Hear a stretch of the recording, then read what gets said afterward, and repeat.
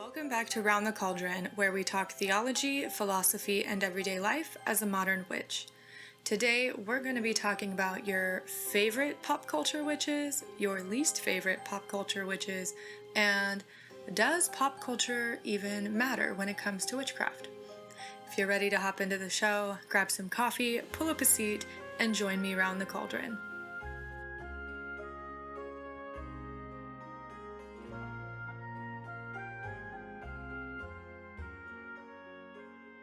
I have a few announcements before we move into talking about pop culture and witchcraft. The first announcement is, holy crap, I hit 1,000 subscribers here on YouTube. So thank you all so much for being here with me. Thank you for subscribing and watching and commenting and liking and even giving a thumbs down. If you don't like it, that's okay. But just thank you so much. I really appreciate you all being here with me. And now I get to plan a super awesome giveaway for hitting 1,000 subscribers on YouTube, and I'm so excited. So if you're watching here on YouTube and you're not subscribed, go ahead and subscribe so that you will know what the giveaway is. I'll make a post probably on Instagram, actually probably Instagram, Twitter, and Facebook, asking what you would like to receive if you win the giveaway. I plan on having several different winners and several different types of prizes that will be given away. Some things made by me, some things purchased, and maybe some things made by others.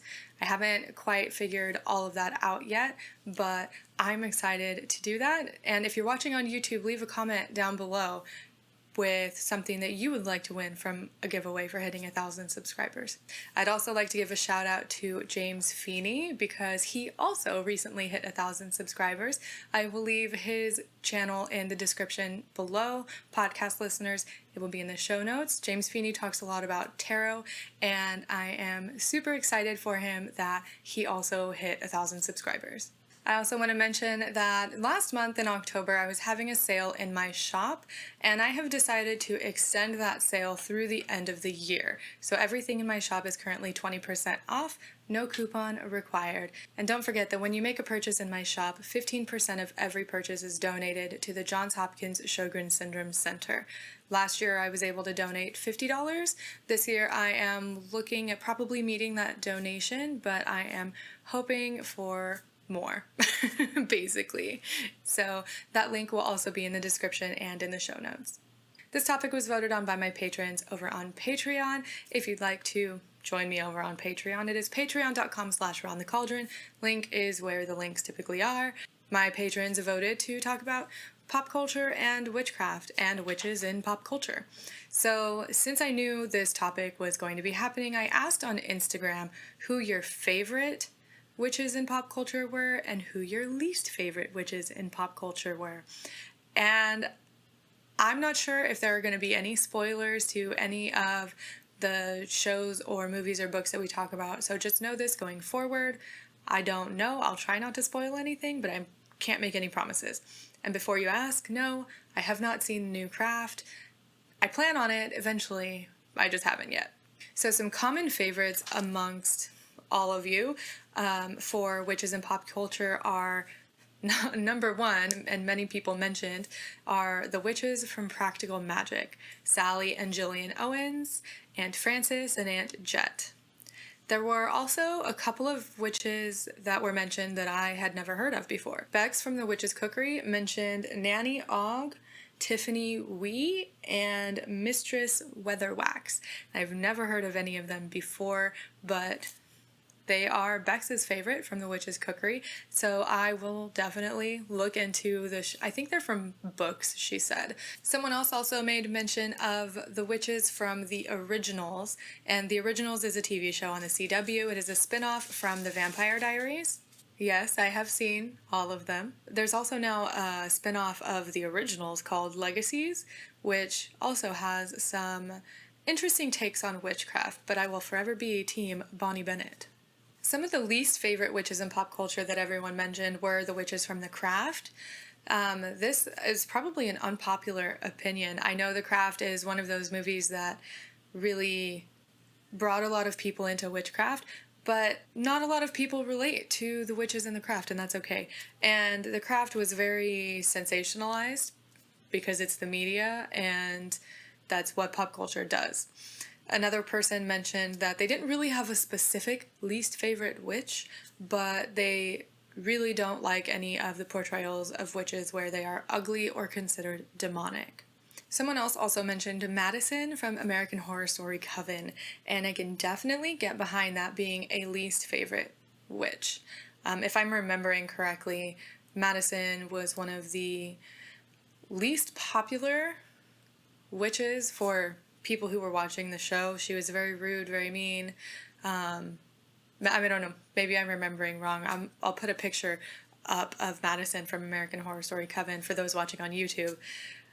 But I didn't really like American Horror Story Coven, and I think it was just the way certain things were portrayed. Some parts of it were very vulgar for me. It wasn't necessarily the portrayal of witchcraft in general, just the show was vulgar, and that just wasn't for me. I do like how it ended, though, which I won't spoil that for you if you're interested in watching it.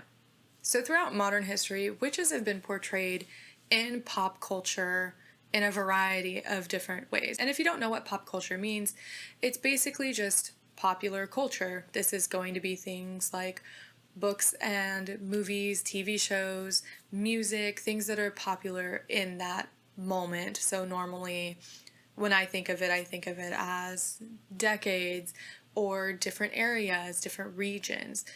Everyone is going to have a different opinion on what the pop culture is for their particular area or decade.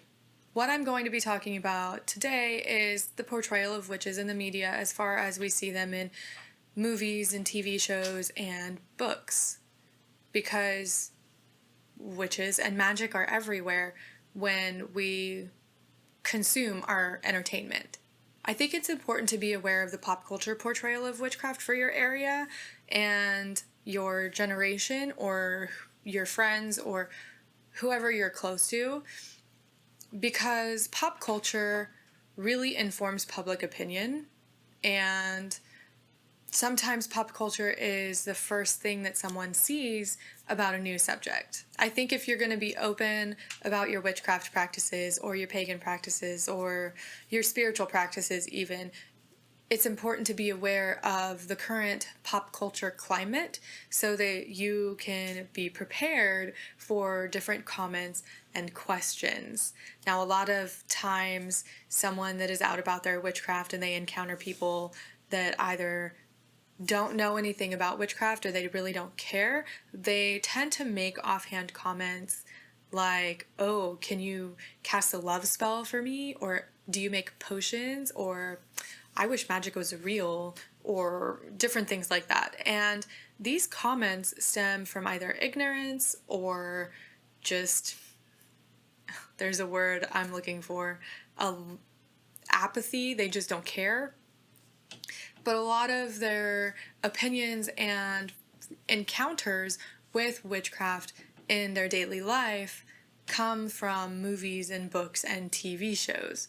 So if someone thinks that the craft, we'll use the craft as an example, if someone thinks that the craft is what witchcraft is, then that's going to inform how they view witchcraft going forward when they actually meet people who practice witchcraft, real witches and not witches from a movie.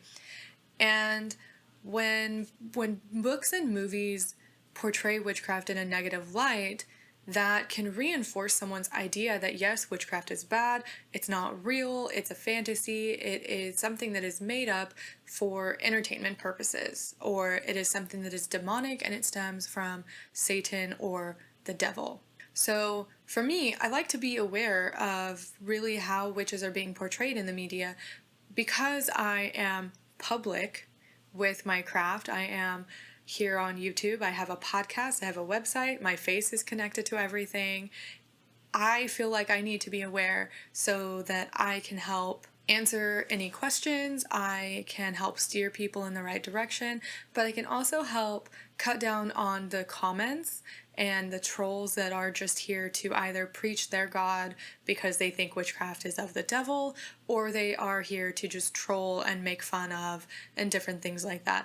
I had a comment recently that got put in my for review or held for review section in my comments on YouTube that said that witchcraft is the reason that human trafficking exists. And I don't know if that stems from any particular pop culture thing, but it probably does.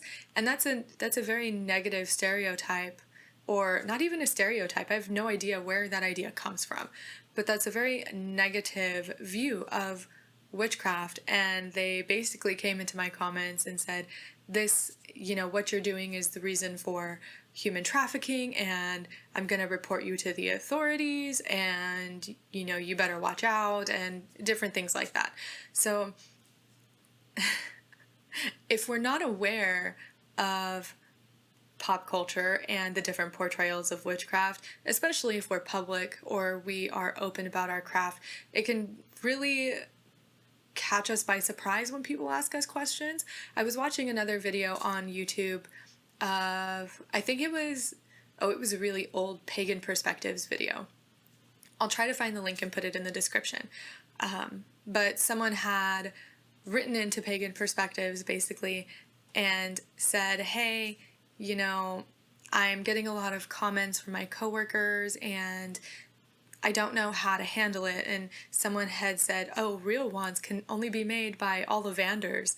And I really hope someone didn't say that to someone else, because Ollivanders is fiction and that's not how magic works. But it just shows me that pop culture influences heavily the way people view the world around them. And whether we like it or not, pop culture also permeates our witchcraft.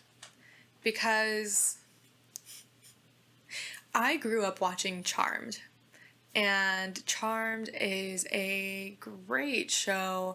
It's obviously very sensationalized. It's very tangible with the witchcraft. If you've never seen Charmed before, each sister, there's 3 of them at a time, or 4 of them. It gets complicated. But each sister has their own set of powers. One has like telekinesis, one has premonitions, and one can basically freeze time. So their witchcraft in the show is very tangible. It has very physical ramifications that you can see immediately. There are also some things in Charmed that have made their way into a lot of people's witchcraft practices, because someone sees Charmed, they think that's how magic works, and then either they start talking about it and someone picks it up as fact, or they incorporate it into their practice. Now, I want to make it clear here that it's totally fine to incorporate pop culture information into your witchcraft practice, as long as you're saying this is UPG, unverified personal gnosis. It's something that you believe that is not verified by any historical fact or folklore. There's nothing wrong with that. But something that I see coming from Charmed all the time is it's the power of 3, because they are 3 sisters. It is the power of 3. But also that magic can't be used for personal gain, and that casting baneful magic will have instant consequences for the caster. In Charmed, they can't use magic for personal gain because it's against their witchcraft, and when they do, it backfires. The same thing for if they cast baneful magic, it backfires. This is pop culture at work, because now, well, I don't know how prevalent it is anymore, but when you get into apps like TikTok and the different amino groups, I have seen a lot of people say, oh, you can't use magic for personal gain, you have to use it to heal and to do good for the world. Or talking about you can't cast baneful magic because it'll come back to you.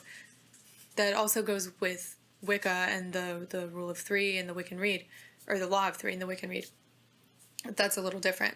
But I'm not sure if Charmed is the direct influence. It is a correlation that I see, but we do need to remember correlation does not equal causation. It is not necessarily a coincidence, I don't think, but it's something to keep in mind. Pop culture directly influences witchcraft practices, especially for people who are new to witchcraft and whose first encounter with a witchcraft practice is through pop culture and movies and TV shows and books. I'm not one to really believe that the media's portrayal of witchcraft really needs to change. However, I can understand how it can be hurtful. And I'm also coming from a place of privilege because I live in a country where I have freedom of religion, and I know not everyone has that. So I know that my religious practice and my witchcraft practice is protected under law, but some people aren't so lucky. And eventually, I think it could come to a point where the media portrayal of witchcraft is so bad or so negative that it does begin to influence more people's opinions on the practice at large, and then yes, that could create problems down the road. For me, it's kind of complex because I know that the media portrayals and popular culture of witchcraft in movies and books and TV shows is entertainment only. It's not supposed to be an accurate representation of a real witch's practice. It's not. And so when people say, I wish magic were real, when watching shows like Charmed or Harry Potter, we can come to them, if they say it to us, we can come to them and say, I wish magic worked like that. Or real magic doesn't work like that. Or magic is real, just not like that. A lot of people like the idea of instant gratification, where they can just snap their fingers and change the color of their hair, or do like they do in The Craft and move their hands over their hair and change their appearance. But real magic doesn't work like that. And we need to be sort of an intermediary, if you're comfortable, obviously, when people are discussing these topics. So, I mean, it would be cool if the portrayal of witches in pop culture were more realistic, but I also don't have high expectations that that would ever happen. Sort of like all or most polytheists don't like the portrayal of the gods in pop culture. I am looking directly at you, Percy Jackson, because it is completely baseless, but it's also fiction. And I think that's where a lot of people lose it. Does that make sense? A lot of people lose it. That's where a lot of people... What am I trying to say? I do think the pop culture representation of witches can be better. Because for us as witches, this is who we are. And it's part of our identity, and we take it very seriously. Our magic doesn't have to be serious, and it doesn't have to be complicated. But when someone is making a TV show or a movie or writing a book about you or something that you do, it can be unnerving, I guess, to read it and be like, man, this is what people think of when they think of witchcraft. No one's ever going to believe that I'm a witch or that I practice magic because this is what they're expecting. So I think we need to be available to have those conversations and to change the opinion of the general population when they consume pop culture. But I also think pop culture and the media producers need to do a better job because, oh my goodness, could you imagine if a movie came out about Christianity or being a Christian that was completely false or completely sensationalized? There would be so much uproar within the Christian community, and the movie would never make it to production. I don't want to stop people from enjoying their fiction, because let me tell you, I enjoy me some fiction too. I grew up on Harry Potter and Charmed and The Craft, and I continue to consume popular culture, media with witchcraft in it because it's entertaining and it's fun, and sometimes it just makes me think about my own practice and different things that I can incorporate and things that I should be doing or things that I should stop doing. But I do think there needs to be a little more respect among pop culture producers when they're talking about witchcraft. I mean, they probably honestly don't even think about it. They're just like, oh, witches and wizards and magic and flying on brooms, it's so fun. But there are real people behind these practices, and I don't think they realize it. I think it would be helpful for people like me and other creators, or just in your local community, to really have those conversations when people step forward with questions about witchcraft, even if their questions may seem insensitive, because you can generally tell when they don't know any better and when they're just being rude. I wouldn't bother having conversations with people that are rude about it because they generally have no interest in learning. But for someone who is genuinely curious and just asking questions because they don't know any better, that's fine. I didn't realize I had so much to say about pop culture witchcraft, or not pop culture witchcraft, that's something different, about witchcraft in pop culture. And I want to talk about some of my favorite and my least favorite pop culture witches. So I am basically going to agree with everyone that said practical magic was their favorite, because practical magic is wonderful. Obviously, practical magic is sensationalized because it is a movie, but I think it's one of the more accurate portrayals of witchcraft in a movie that I have seen from however long ago practical magic was made. There are better portrayals now, but practical magic is very nostalgic for me, and I always said after watching the movies that I wasn't going to be Sally and I wasn't going to be Jillian. I was going to be one of the aunts. They really embody for me what living your craft is. They very much don't care about the opinions of others. They live freely. They are authentic. They incorporate their witchcraft and their magic into everything that they do, and they grow all of their herbs, and they have midnight margaritas, and it's just, that would be the life. To live like Aunt Frances and Aunt Jet. I also really like the Halliwells from Charmed, and this is probably just a nostalgia thing for me because I grew up watching the show with my Nana, but I like the portrayal of the different moral things that they really struggle with in the show. And it's very good versus evil, very hyped up and dramatic, but that's the nature of the show. I think Charmed is really just a nostalgia thing for me. I could go back and rewatch. I have gone back and rewatched every single episode and every single season. Now I'll probably do it again. I also want to talk about, I was thinking about this last night after I already wrote my notes for this episode, about accurate portrayals of real witchcraft on TV. And the one show that came to my mind was The Good Witch. The Good Witch, I think it's a Hallmark TV show. I don't really remember, but I watched it on Netflix. And The Good Witch has to be one of the most accurate portrayals of witchcraft that I have seen on television. It's not sensationalized. The magic that they do in the show isn't physical, it isn't tangible like Harry Potter or Charmed or American Horror Story Coven or whatever the other ones are.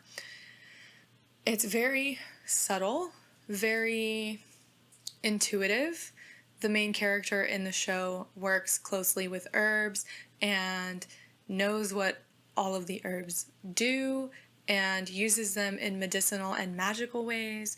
She is very intuitive and not necessarily psychic, but one thing that she does in the show that always catches people off guard is she knows when someone comes into her store, even if she's not facing the door, and she knows who they are and what exactly it is that they need. It's very story-based, And she isn't the only witch in the show. It's her, her sister, and her daughter. And it's a great show. It's very family friendly, and it's not dramatic. It's not overdone. And I just really love that I was able to watch it because I loved the way the main character connected with the town that she lives in and the different herbs and plants that she uses and her garden and the way that she uses her intuition and her magic without being overly dramatic about it or without it being very obvious. So I definitely recommend, if you get a chance, to watch The Good Witch. I watched it on Netflix, but I don't know where else you can watch it. As far as my least favorite witches, I mean, I don't tend to watch or read things for very long if I don't like the portrayals of the witches in the books or movies. So the only one that really comes to my mind is American Horror Story Coven, but that wasn't necessarily about the portrayal of witches. It was about the show in general. I don't think I have a least favorite witch, but that's probably because I just haven't watched enough movies or TV shows with witches in them, or I haven't read enough books. That's very possible. I do want to give a plug here real quick to the book that I'm reading called River Magic. It is a new book out by M.A. Phillips, who is Ditzy Druid on Instagram. This book is brand new. It recently came out last month. No, I think it came out on November 1st. But I am reading this book. It is written by a modern pagan, and the book is about a modern pagan. And there's no sensational magic in it. There's no fictitious waving of wands. It's very real, and it's very good so far. I haven't finished it yet, and I think I'm going to work out getting them on the show, probably only on the podcast. I'm not sure how they feel about video, but it's really good. I definitely recommend it, and I will leave a link for that in the description and in the show notes too. You can find them on Instagram and on Twitter. And they also, I believe they have a website.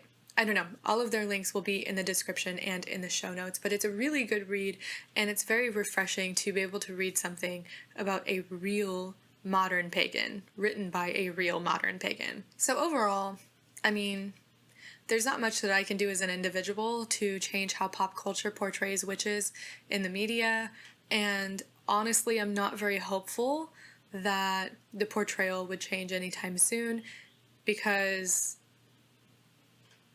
pop culture and producers of media like that are all about the money and sensational and dramatic and tangible and instant gratification. All of those things sell really well. Sometimes it's the real stuff, the honest stuff that doesn't sell so well. Thank you so much for listening to this episode of Round the Cauldron, and I hope it made you think a little bit about your favorite and least favorite pop culture witches. If you'd like to connect with me and discuss your favorite and least favorite, you can find me on Instagram, Twitter, and Facebook, and I also have a Discord group and a Facebook group that we can chat about this too. I look forward to hearing about your views on witchcraft and pop culture, and I will talk to you next time. Thank you so much to my patrons over on Patreon for all of your support. Because of you, I get to do what I love every day. Thank you, Jess, Rose, Holly, Blue, Hillary, Bonnie, Lee, Angie, Leli, Magical Crafting, Bliss, and anyone else that I did not mention.